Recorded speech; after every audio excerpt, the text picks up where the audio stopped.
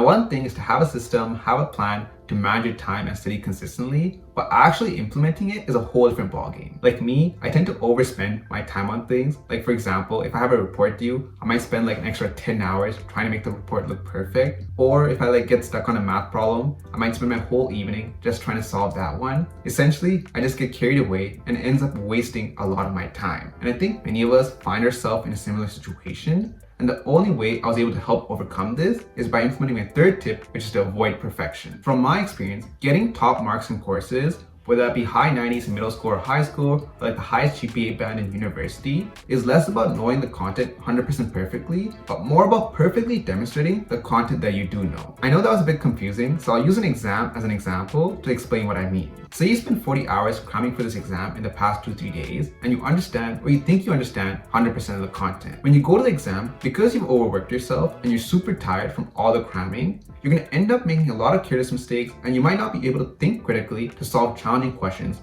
on the exam. But on the other hand, if you spend half of the time, 20 hours, learning 80% of the content really well and stop studying, even if you have gaps in the rest of the content, you might end up doing just the same or even better on your exam. This is because you'll be more energized, you'll make less careless mistakes, and you'll have the mental capacity to think critically and solve challenging questions during your exam. The point I'm trying to make is trying to do your utmost best in everything, to do everything as perfectly as possible, almost always ends up backfiring. Sometimes you have to be okay with not doing everything perfectly, especially if you're in a program with a super high workload. That way you can make sure you're caught up with all your courses, well rested, and able to learn more effectively.